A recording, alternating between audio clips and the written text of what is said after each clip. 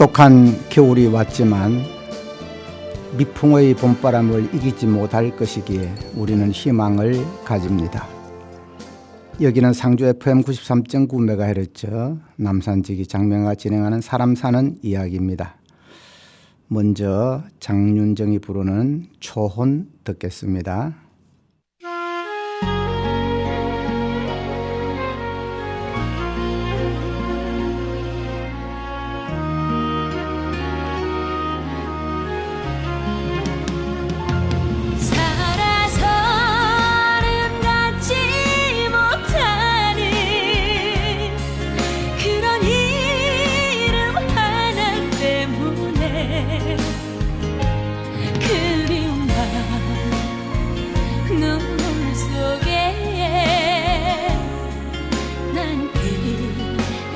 보낼 뿐이죠.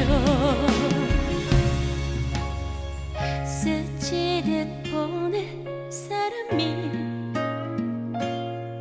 어쩌다 내게 들어와 장미에 가시로 남아서 날 아프게 지켜보네요.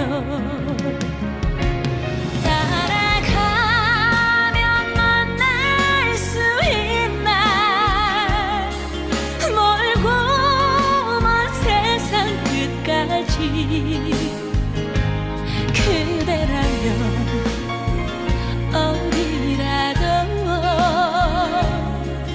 난 그저 행복할 테니.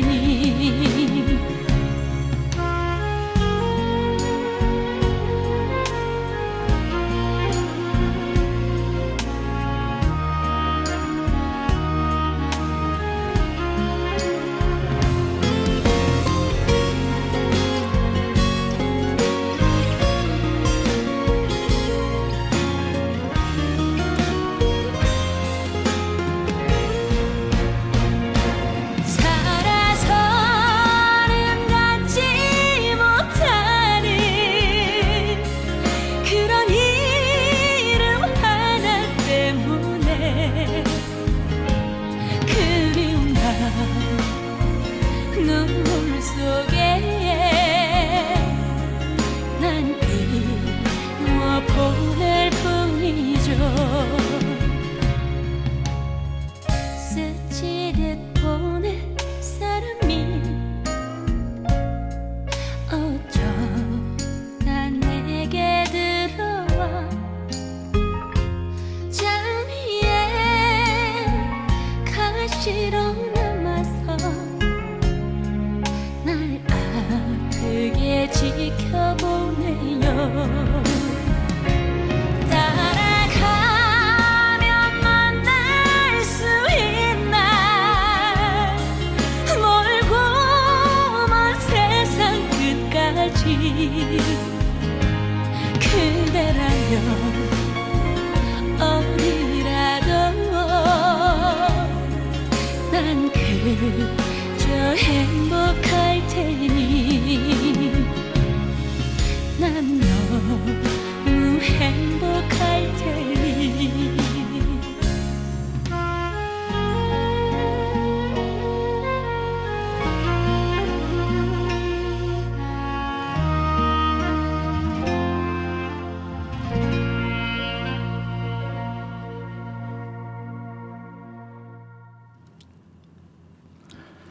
오늘은 소유냐 존재냐라는 주제로 이야기해 보려고 합니다.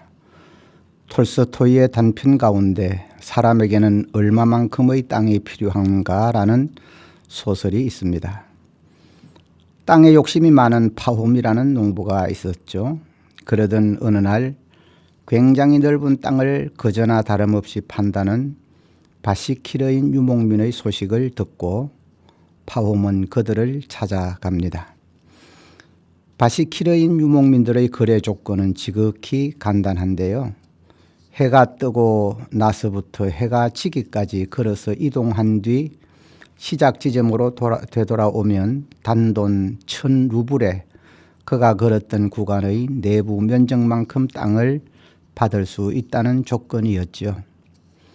하지만 시작 지점에 조금이라도 늦게 도착하면 선지불한 1,000루블은 되돌려 받지 못하고 계약은 파기된다는 좀 특이한 계약이었습니다. 조건을 승낙한 파홈은 전날 밤 경계를 표시할 말뚝을 박을 망치를 준비한 후 잠을 청했죠. 내일의 부푼 꿈 때문에 잠도 제대로 자지 못한 채 아침이 되자 약속한 장소에 나가 많은 사람들의 전송을 받으면서 곧장 출발하지만 놓치기 아까운 기름진 토지를 더 차지하기 위해 욕심을 부리다가 결국 해가 지기 전에 도착하지 못할 위기에 처하게 됩니다. 마지막 순간 파홈은 그 주장스러운 신발과 옷도 모두 벗어 던지고 전 먹던 힘까지 내서 시작 지점에 도착하는 데 성공하지만 지나치게 몸을 혹사한 나머지 그대로 넘어져 피를 토한 채로 죽고 말지요. 그리고 소설은 다음의 해설과 함께 끝이 납니다. 농부가 차지할 수 있었던 땅은 그가 묻힌 3아르신 약 1.2평 크기만큼이었다. 아이가 이 세상에 태어날 때 두 주먹을 꽉 쥐고 태어납니다. 그리고 울면서 태어나지요. 만일 주먹을 펴고 태어난다든지 울지 않는 아이는 10중 8구 죽은 아이일 가능성이 큽니다. 어떤 분은 아이가 두 주먹을 움켜쥐고 태어나는 것은 한몫 잡아보자라는 인간 본능의 표시이고 아이가 우는 것은 이 험한 세상 어찌 살아갈꼬라는 절규라고 해석했습니다. 녹록지 않은 인생살이를 해학적으로 풀어 노래한 김성환이 부르는 인생 들어보겠습니다.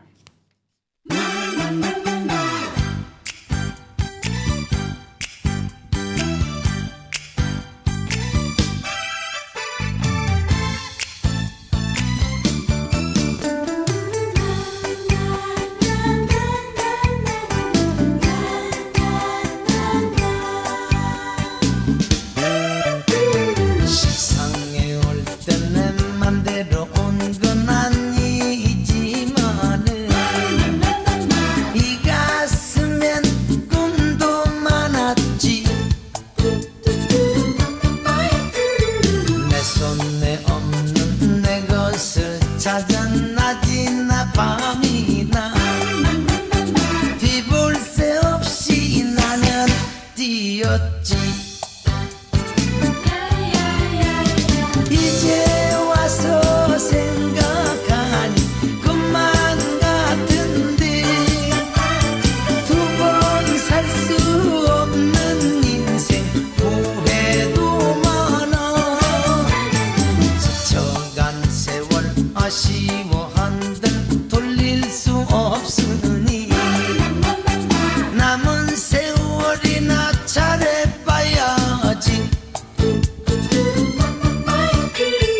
돌아본 인생 부끄러워도 지울 수 없으니 나머지 인생 잘 해봐야지.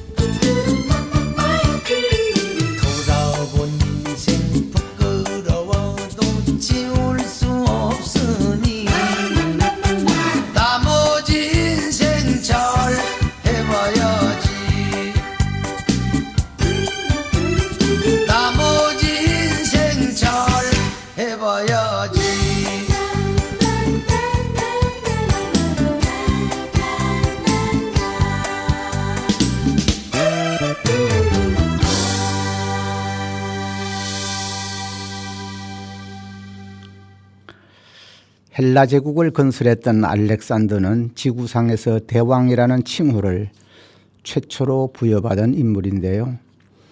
그의 제국은 인도까지 미칠 정도로 광대하였죠.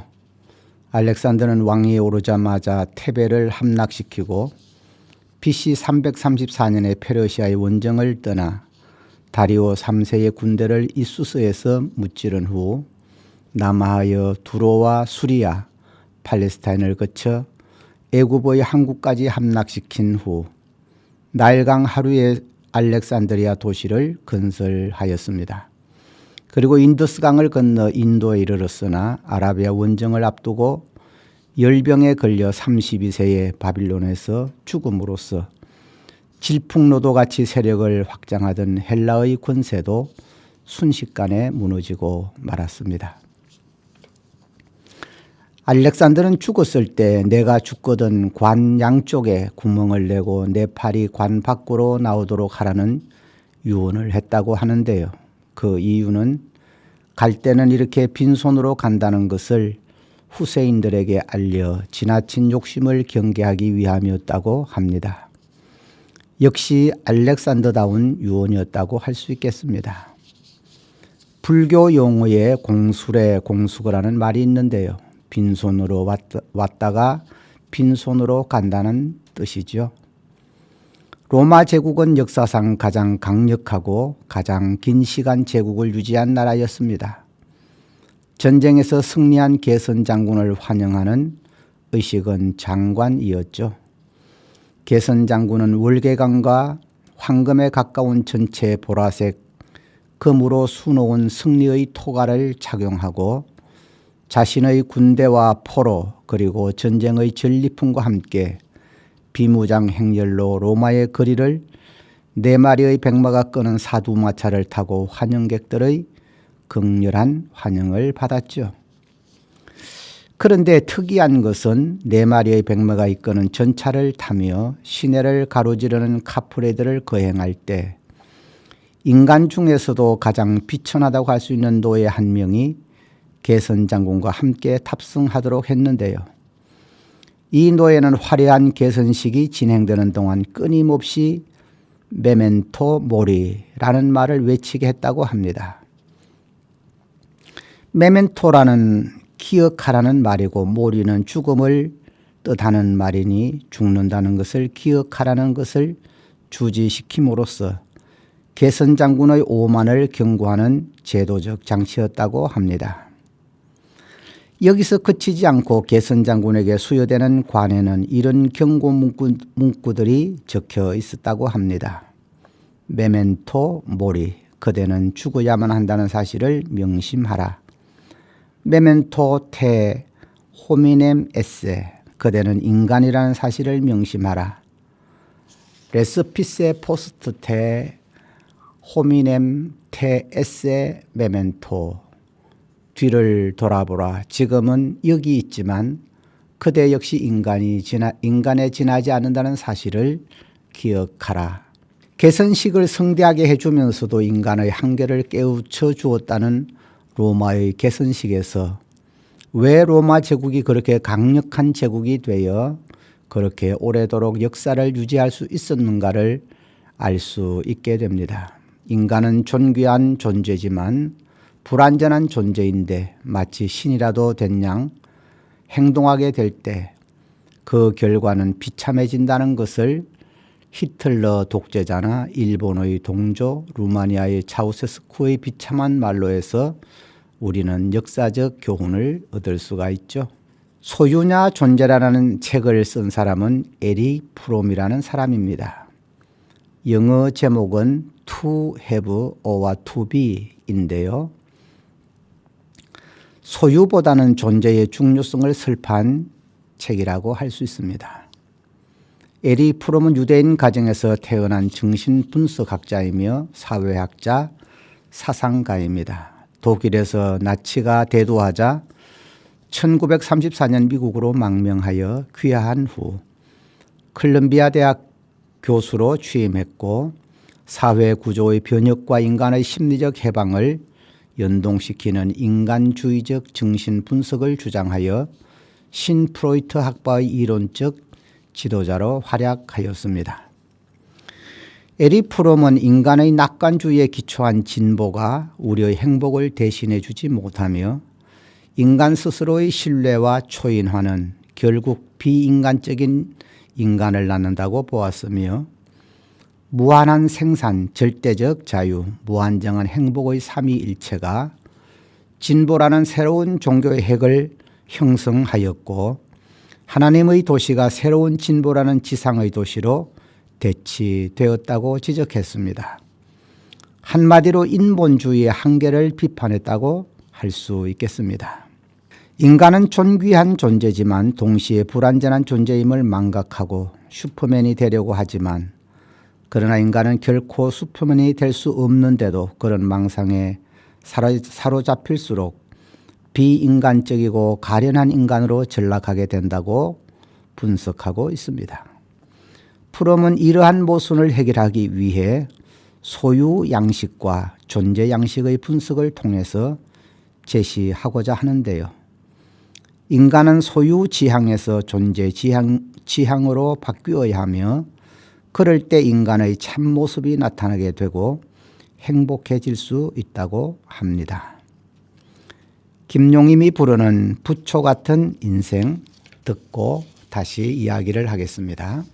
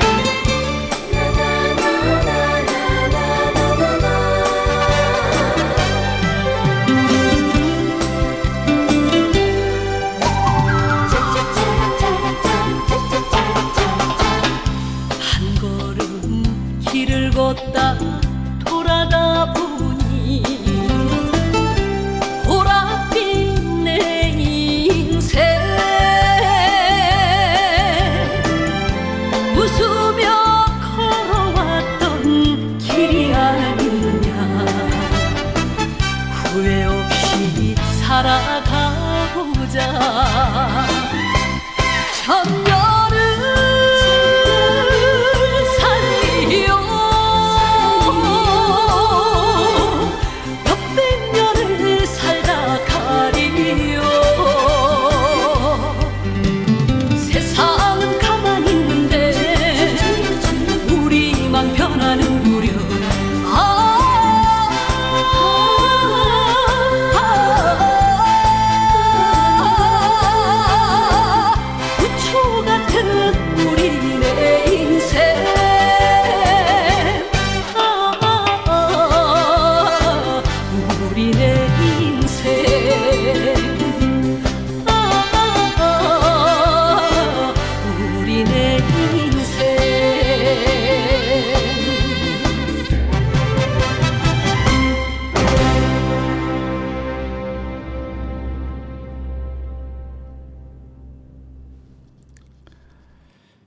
불교에서는 중생을 해롭게 한다는 탐욕, 진해, 우치를 줄여서 탐진치라고 하며 이 세 가지 번뇌가 중생을 해롭게 하는 것이 마치 독약과 같다고 하여 삼독이라고 한다네요.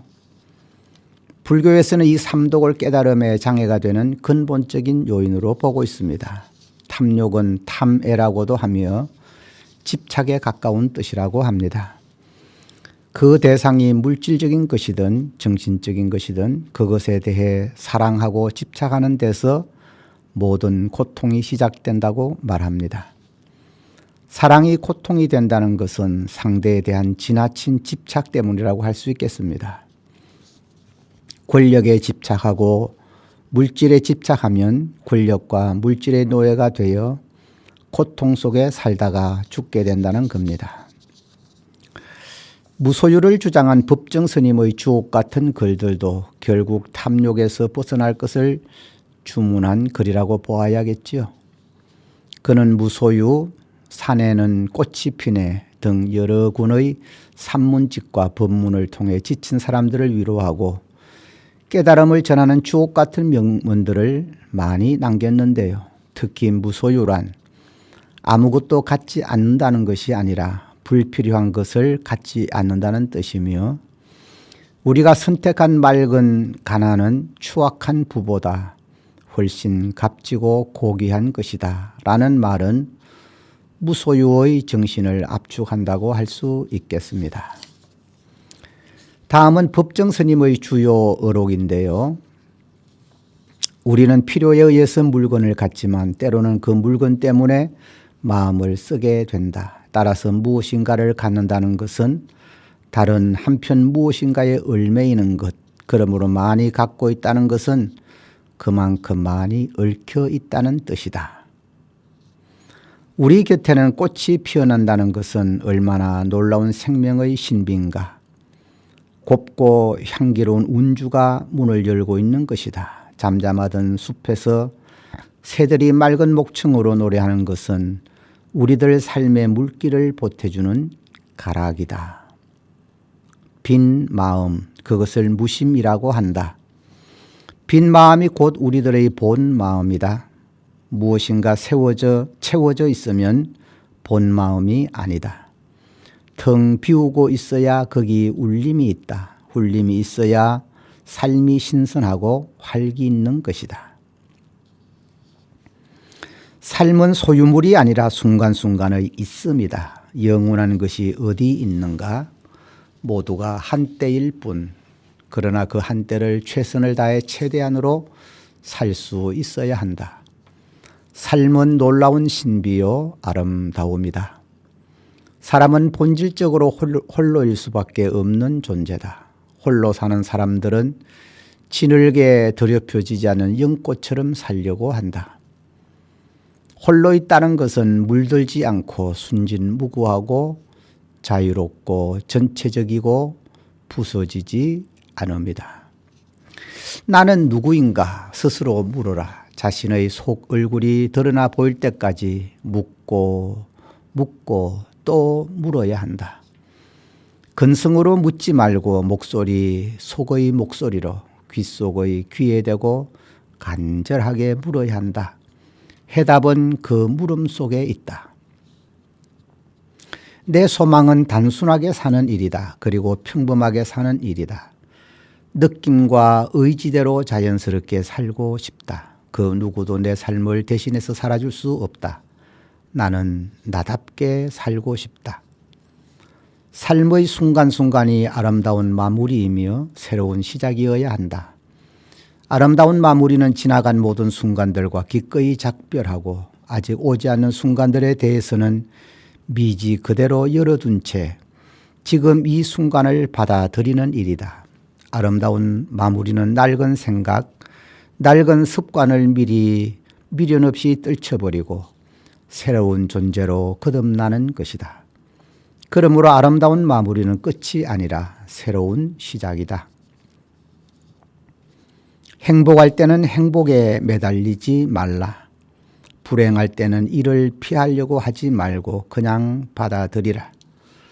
그러면서 자신의 삶을 순간순간 지켜보라. 맑은 정신으로 지켜보라. 모든 것을 소유하고자 하는 사람은 어떤 것도 소유하지 않아야 한다. 모든 것이 되고자 하는 사람은 어떤 것도 되지 않아야 한다. 모든 것을 가지려면 어떤 것도 필요함 없이 그것을 가져야 한다. 버렸더라도 버렸다는 관념에서조차 벗어나라. 선한 일을 했다고 해서 그 일에 묶여있지 말라. 바람이 나뭇가지를 스치고 지나가듯 그렇게 지나가라. 진애는 분노하는 것으로 산목숨에 대하여 미워하고 성내는 것을 말한다고 하는데요.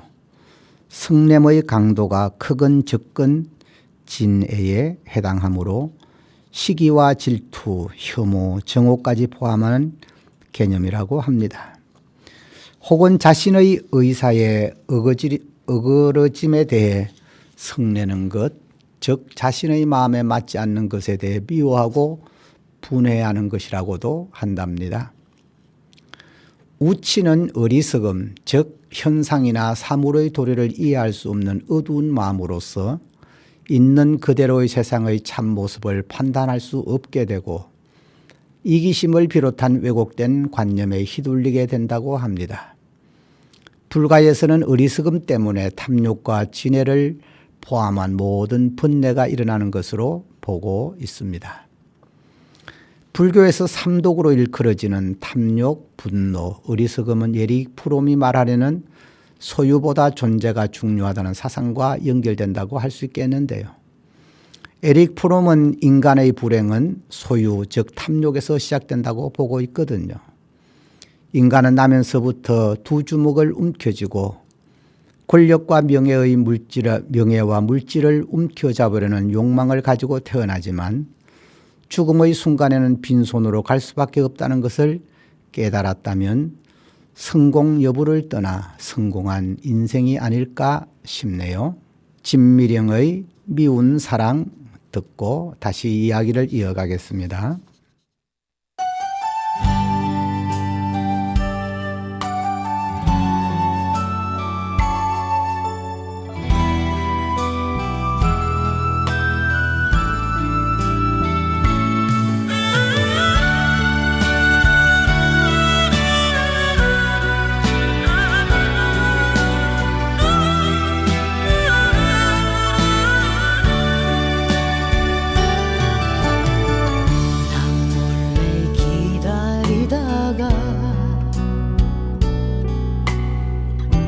가슴만 태우는 사랑 어제는 기다림에 오늘은 외로움 그리움에 적셔진 긴 세월 이렇게 살라고 인연을 맺었나 차라리 저 멀리 둘걸 미워졌다고 갈 수 있나요 행여나 찾아올까봐 가슴이 사랑을 잊지 못해 이별로 끝난다 해도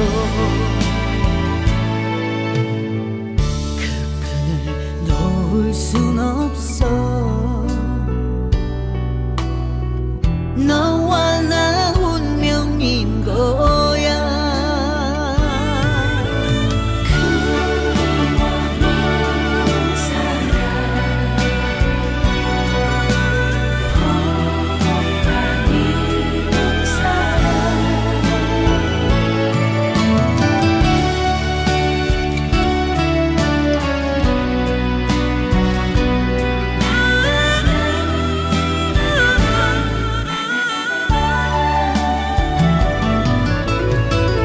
이렇게 살라고 인연을 맺었나 차라리 저 멀리 둘걸 미워졌다고 갈 수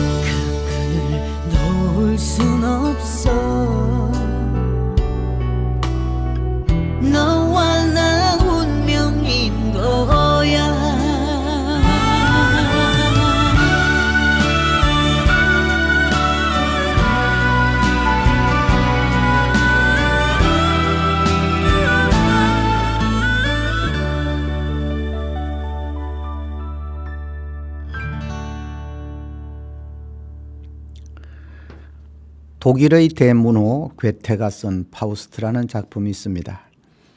현자 파우스트는 악마 메피스토펠레스로부터 세상의 온갖 명예, 부, 쾌락을 누릴 수 있다는 제안을 받죠. 메피스토펠레스는 그 대가로 파우스트에게 파우스트의 영혼을 가져가겠다는 약속을 받죠. 파우스트는 그렇게 세속적인 욕망을 충족하던 중 죽을 날이 다가오자 그의 영혼을 메피스토펠레스가 가져가려 하나 신에 의해 간신히 위기를 모면한다는 이야기입니다. 이 작품에서 주려는 메시지는 자신의 영혼을 저당 잡힐 만큼 소유욕은 강력한 매력을 가지고 있다는 건데요. 요즘 젊은이들이 아파트를 장만한다든지 비트코인을 위해 영끌 투자를 한다는 매스컴의 기사를 보았을 겁니다.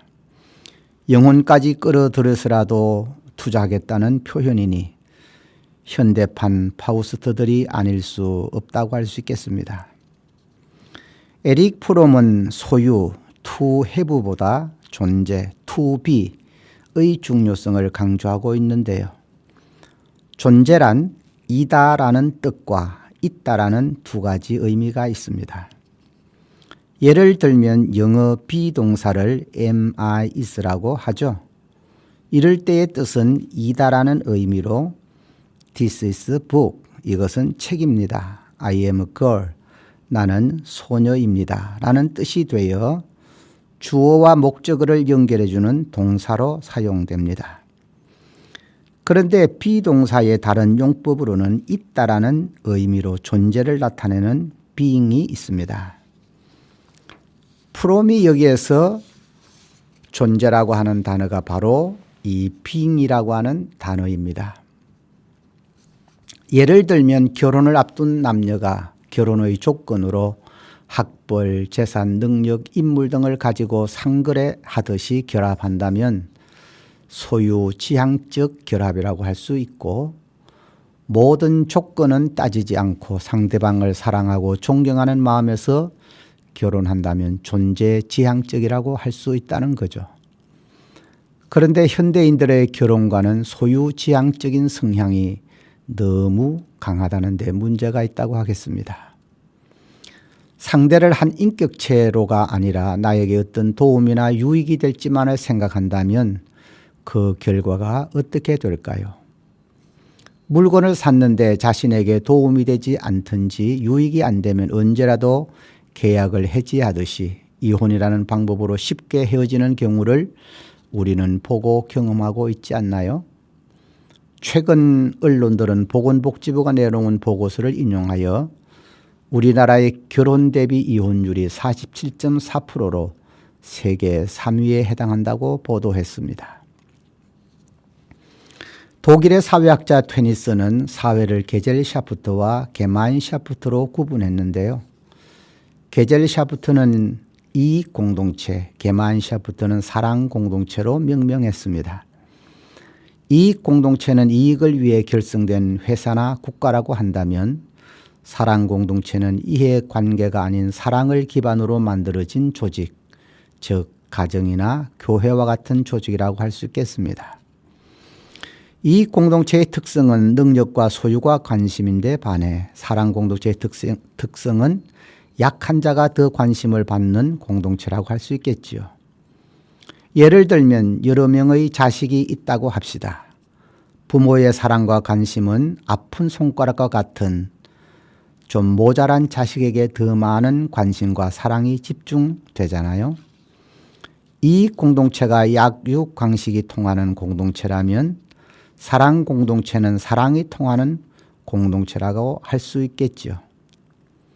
성경에는 사랑을 예천한 곳이 있는데요. 소위 사랑장이라고 하는 고린도전서 13장인데요. 내가 사람의 방언과 천사의 말을 할지라도 사랑이 없으면 소리나는 구리와 울리는 괭가리가 되고, 내가 예언하는 능력이 있어 모든 비밀과 모든 지식을 알고 또 산을 옮길 만한 모든 믿음이 있을지라도 사랑이 없으면 내가 아무것도 아니요 내가 내게 있는 모든 것으로 구제하고 또 내 몸을 불사르게 내어 줄지라도 사랑이 없으면 내게 아무 유익이 없느니라.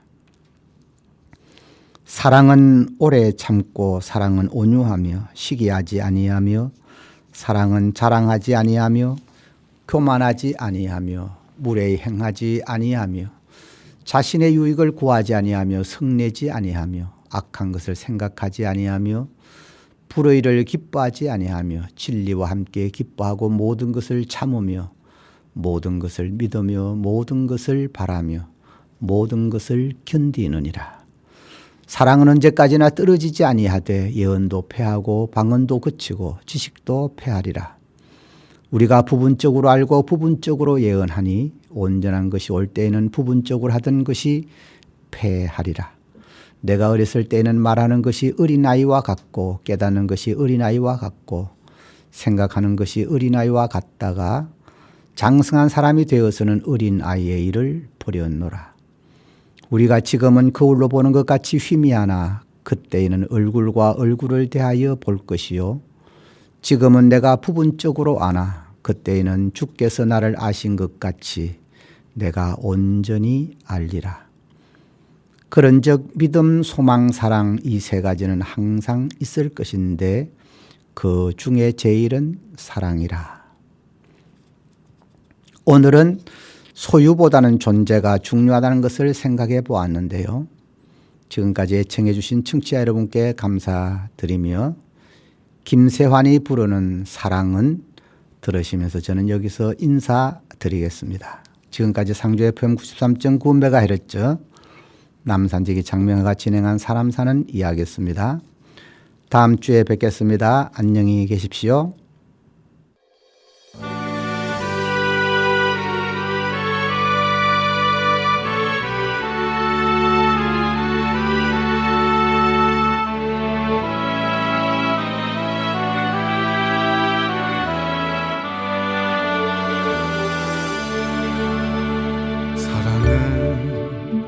언제나 오래 참고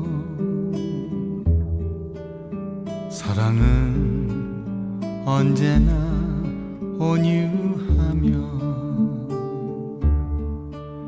사랑은 시기하지 않으며 자랑도 교만도 아니하며 사랑은 무례히 행치 않고 자기의 유익을 굳지 않고 사랑은 성내지 아니하며 진리와 함께 기뻐하네. 사랑은 모든 것 감싸주고 바라고 믿고 참아내며 사랑은 영원토록 변함없네. 믿음과 소망과 사랑은 이 세상 끝까지 영원하며 믿음과 소망과 사랑 중에 그 중에 제일은 사랑이라.